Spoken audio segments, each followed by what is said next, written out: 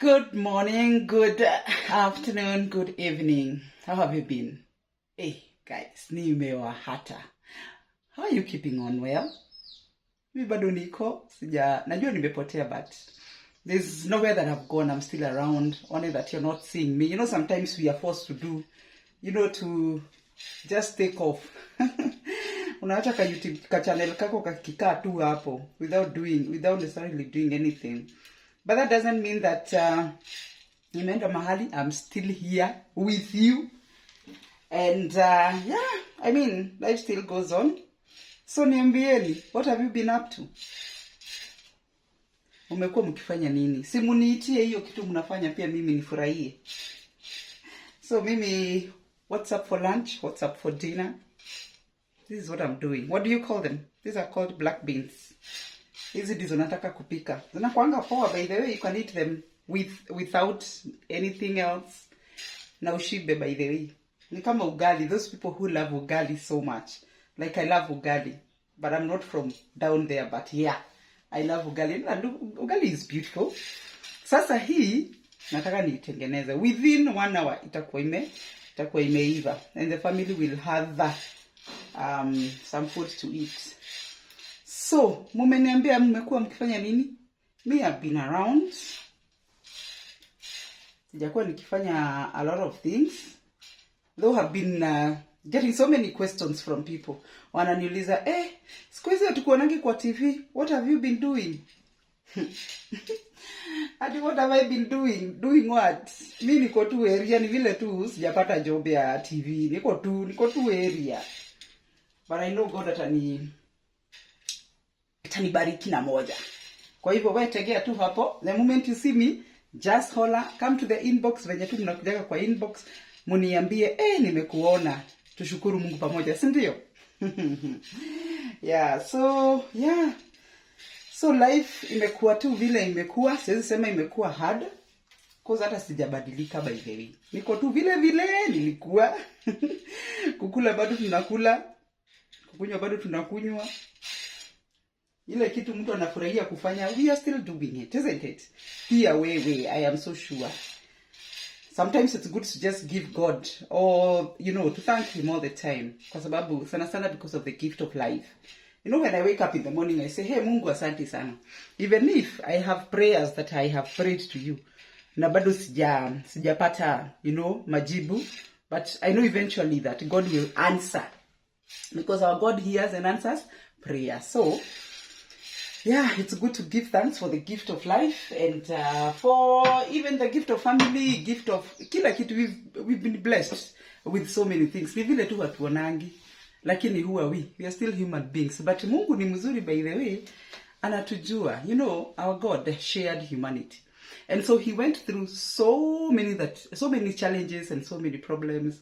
Alifaced rejection, alitukanwa, aliambiwa yeye ni muongo, so many things, to an extent of being beaten and even put on the cross. And he suffered for all of us, isn't it? So he shared humanity, and so he understands us as human beings. So we always make mistakes, and that's why we find ourselves, we wake up in the morning and we just do like, it's another morning, and off we go, we leave, without even telling God, asanti. So, vizuri kuambia Mungu asanti, isn't it? Haya. So, nilikuwa na besti yangu the other day. Pia sisi tunakuanga na marafiki. And she told me something that I felt that I should share with you people. She was telling me about how they were brought up. How they were brought up. There were so many of them. I think the parents had around 10 children. And I think she was fifth or something. So now, I think she's fifth, the sixth. There were 10. They were born 10 children. And she was emphasizing on one of her siblings, her sister, her older sister. Not their firstborn, but the sister was older than her. She was emphasizing so much on her sister. Because her sister, according to her, she was good. And she is still good. She's still there. I don't know them. I only know this friend of mine. I've not met the other siblings or the family. I've not even met the parents and all that. And I believe, no, her dad is not there. So her mom is the one who is there. So So huyu dem alilelewa tu ushago like most of us the way kuna wengi like watu wa age yangu, ama hata si lazima ikuwe age yangu, hata kuna watu hata saa hii ni wadogo, they are 10 years na bado wamezaliwa ushago. So the life of the village is very funny, but it's also very interesting. Kuna kale ka situation when you're going to school hauna viatu, like unatembea tu nyama tupu, na sijui kwa nini hatukuwa tunaumia miguu. Cause today tukitoka hapa, kama tukitoka tuende tukatembea kwa barabara kama hatuna viatu, by the tutakuja kama tumeumia, our feet, we go to hospital and all that. But that time we would go to school without shoes. So maisha ilikuwa tu ile they had the parents were not working. Actually she comes from a very humble family. But me imagine, sitaki kusema ati humble family, me I say poor. Because even me, where I come from, I cannot even say humble. I'll just say poor. Because, call a spoon a spoon, and not calling a spade at a big spoon, eh? Kama mulikuwa poor, let us say we were poor. So, kuna maisha tu ya ushago yenye. Sometimes you come home and there's no food and it's lunchtime. Hakuna chakula. Jioni maybe ni githeri, na that githeri does not even have beans. So ni uchangamke tu. It's either you eat or you don't eat. Yeah? Breakfast si lazima. Na kama kuna breakfast, kuna ile chai yenye, ile, it's called truty, yenye haina maziwa. Like uchangamke, na by the skari ni kidogo. Hakuna kubebeleza kwa sababu maybe that day you're very lucky to even have that sugar, that you can enjoy a cup of tea. Na si ati tunakula mkate vile siku hizi lazima mkate ikiwe kwa nyumba, cause the children of today, by the way, wale wanaishi let me not categorize them, but siku hizi mkate ni kama ni lazima. So those days we would wake up and ile ugali tulipika jana usiku, ama ile githeri tulikula hiyo ndio utachangamka nayo asubuhi. And then of course we had so many fruits. Kuna avocados, kuna maembe, kuna macadamia, kuna so many small fruits. I don't even see them in the market nowadays, but I think tuingine tulikuwa tudogo, but we would eat even at lunchtime. When you come home thinking that there is lunch, unapata hakuna kitu, so you just run nakula matunda, and then you go back to school and you're full. And life still went on, and we passed exams, and we went to high school, those who are lucky enough to go to high school. And some of us went to university, others went to colleges, and people are living well, because kuishi maisha kama hayo haimaanishi ati sasa hiyo ndo ati destiny yako iko kwa mikono ya hiyo poverty yenye mulikuwa nayo. So hata huyu msichana, their life was like that. So now we go back to the sister that she was telling me about. Hey, she had a very interesting story about her. So this is how hers, apparently she was very quiet. Extremely quiet, because at one point she had to ask her mother, by the way, huyu msichana naonanga huku unaniambianga ati ni my sister, anakuanga wetu? And the mother was like, yeah, ni wenu. Why? Because haongeangi na mtu. She's ever quiet. She doesn't quarrel when all of us are quarreling. She's just on herself. When you tell her to do something, she does. She does not complain. Ni kama sio wetu. Mimi kwanza, mimi mdogo wake na haniongeleshangi. And she was told, yeah, that's how she's like. And yeah. So her sister was very quiet. In school she was quiet. At home she was quiet. Even when she was interacting with people, she never used to talk a lot.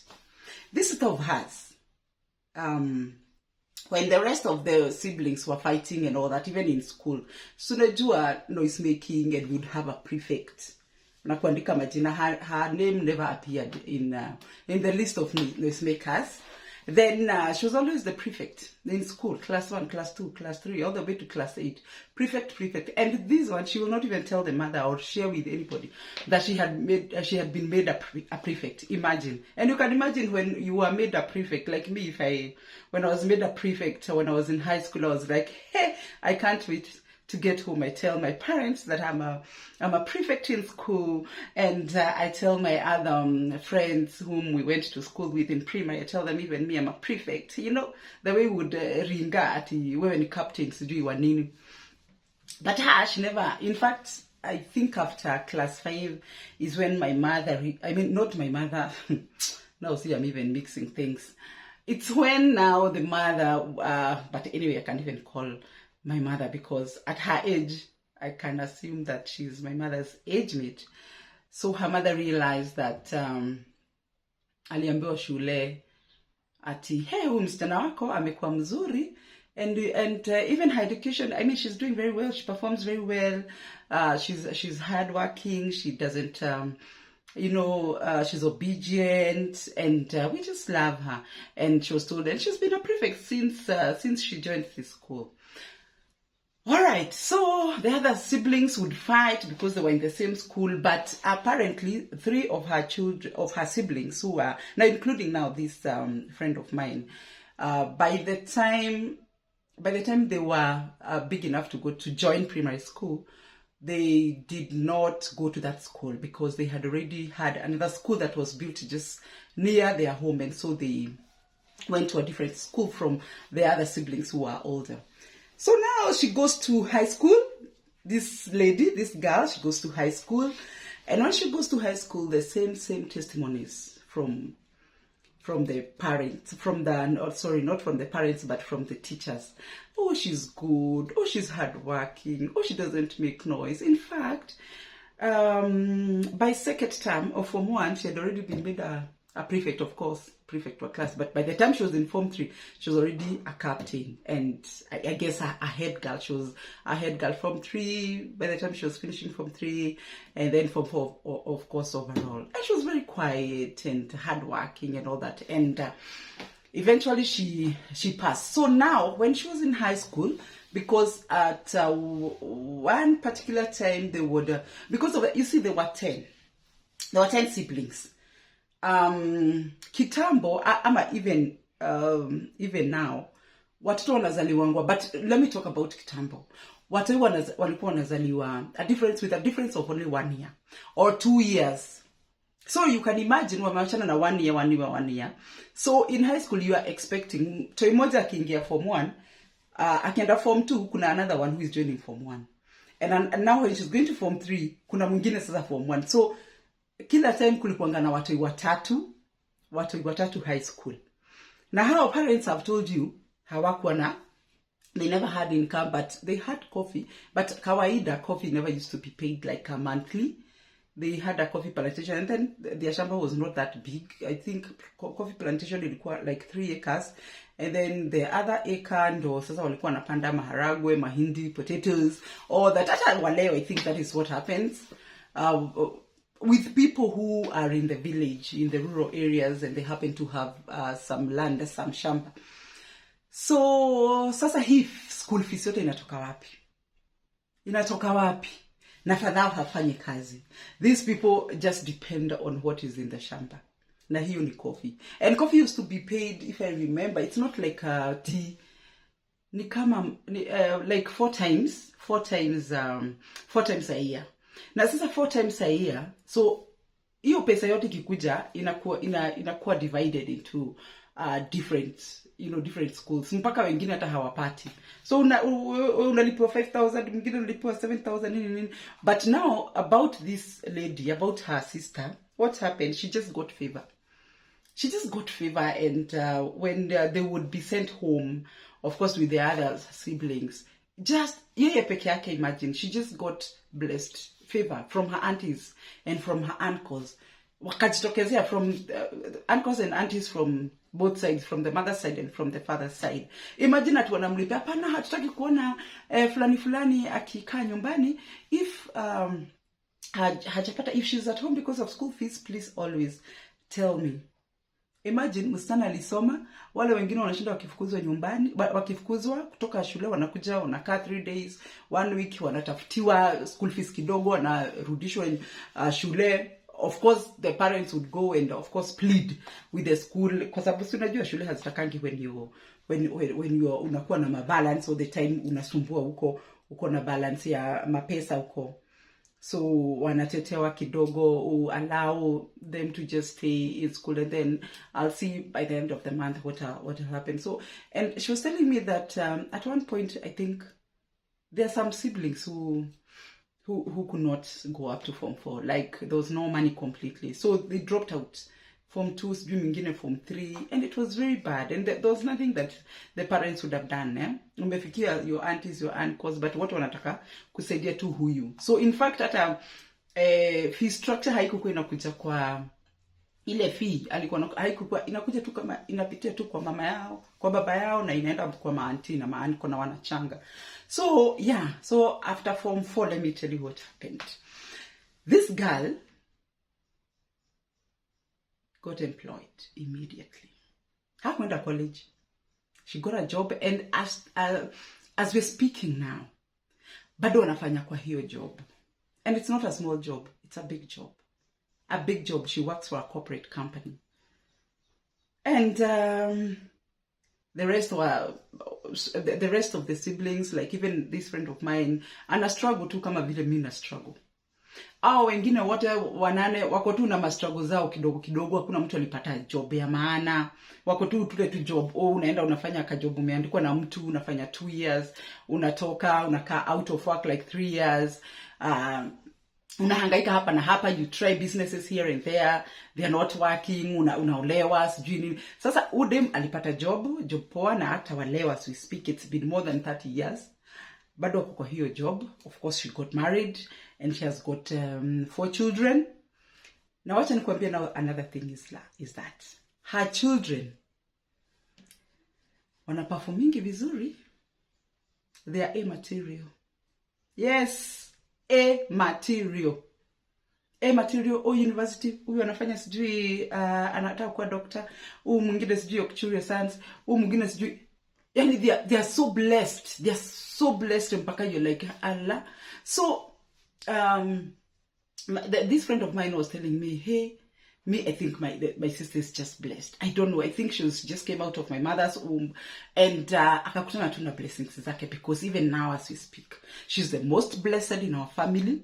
We go to her when we have problems, and she's willing to give. She's willing to do anything, to even go overboard. She even borrows loans to help the sisters and the brothers. The parents amesimamia okay until the father died like around 20 years ago. Lakini amesimamisha hiyo nyumba. Yani watu wote tu, yani they just love her. And imagine, bado haringi. And I thought about that, and I was like, probably vile alikuwa ananyamaza, because she tells my friend tells me that her sister is still very quiet, up to date. Vile alikuwa ananyamaza hivi, maybe alikuwa anaongeleshwa na Mungu. Maybe she was a prayerful person, but she will not pretend, she will not show off ati anaomba ndo, like pagans would do.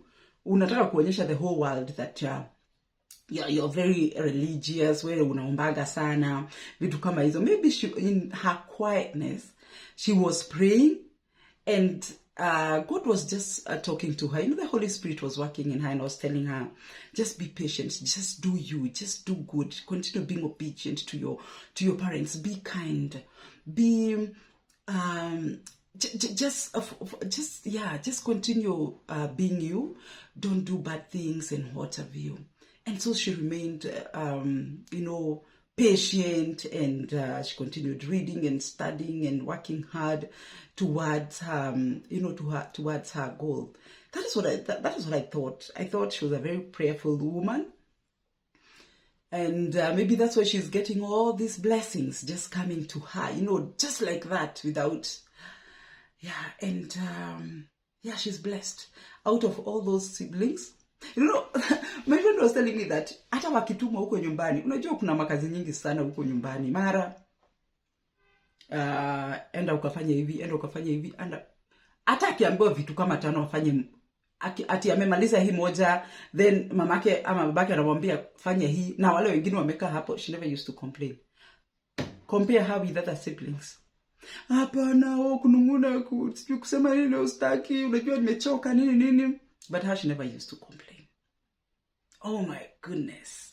She never used to complain. Hey, and I listened to that story and I was like, oh my goodness, I need to share it with you. And now, from that story, I think I learned so many things. So many points I got from there. And I'd like to speak to the youth. I'd like to speak to the teenagers if they happened to maybe come across this video. For you people who are watching this video, if you're old enough, you can maybe send this to the people that you would like them to get help, to get encouraged from this. Because me, I had so many points, by the way. Zenye nilitoa hapo. First of all, I said, I looked at how obedient this girl was. Obedient. She was very obedient. Hagerudishia mama yake ama baba yake. Ati amemwambia afanye kitu. Hakukuwa anamrudishia kitu. So, I thought about being obedient. Being obedient is key. Obey your parents. Obey your siblings. Obey your elders. Obey your teachers. Obey everybody whom you interact with. It does not matter. It pays. And obedience is better than sacrifice. Kuna watu wengine wanajigombanishanga hapa, wanajigonganisha, ni kama wana sacrifice. To them, they think it's obedient, but wana sacrifice, which is very bad. And but if you're not aware of what you're doing, then you continue doing it, but you're sacrificing. And the Bible, if I remember very well, it says that obedience is better than sacrifice. So, first, obedience. So she was obedient, and see the fruits that followed her. Hi.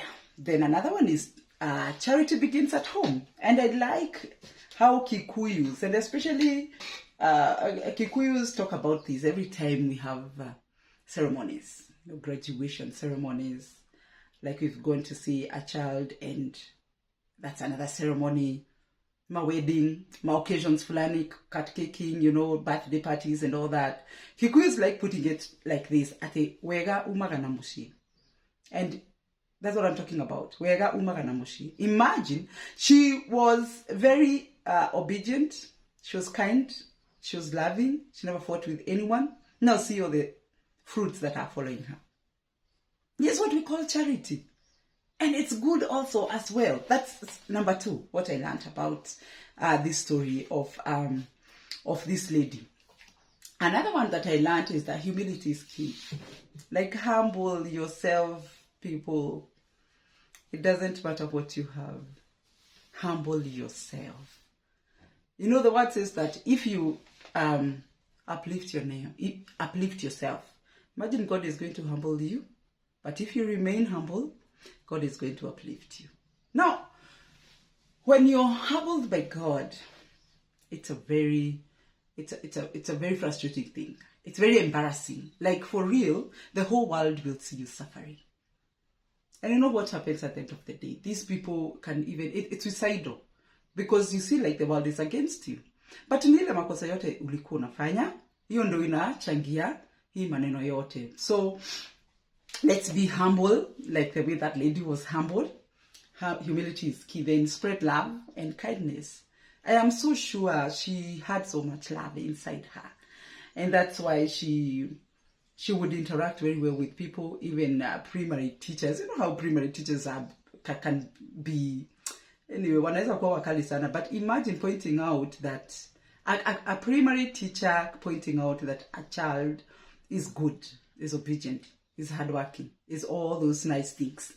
Inaonyeshana who dem alikuwa ana show love, akona a kind heart, and she was spreading love, positivity, all the time. So that's number 4. The other one is education is good. So let's work hard for those children who are in school. Guys, work hard, by the way. Yeah, work hard, because I think the best gift that your parents can give you is education. So, work. If you have the opportunity to go to school, can you put all the effort? Stop engaging yourself with other things that are not helping you in life. Moshene hapa na pale, kugobanisha, sijui having relationships here and there. Inakupeleka wapi? Kuna mali inakupeleka. So, guys, let's go to school. Let's do things that at the right time. The time for education is time for education. Utamaliza education. Kwa sababu education at one point itakujanga inaisha. Although we say that education never comes to an end. But at one point when you finish high school and then you go to college, see, masomo ni kama somehow inamalizika, and then you join, maybe you start working and what have you. So maybe later on in life you may decide to go back and do your masters and what have you, but hello, yeah, let's use our time the way it's supposed to be used. Nothing goes unnoticed. This is the sixth one, that nothing goes unnoticed. Imagine for this lady to have received favors from aunties and uncles to even pay her school fees, and even wanting her to go and stay with her during the holidays. God noticed. Yeah, God noticed, because God hears and sees. There's nowhere that is written that God went blind. He still sees. He saw this lady and was happy with her. And that's why she would get all these favors from people, because it's God who caused them to just go to her and just, spread love, give back love that she was giving, that she should receive the love. And yeah, God sees, answers prayers. So let's be positive. Let's spread love. Let's be obedient. Let's be good people. Let's remain humble. It's very, very important. Hata kama uko na job inakaaje, hata kama uko na mapesa, you're very wealthy and rich. Hata kama you're the most beautiful creature in the whole world. Hata kama uko na nini na manini, tafadhali, let's spread love.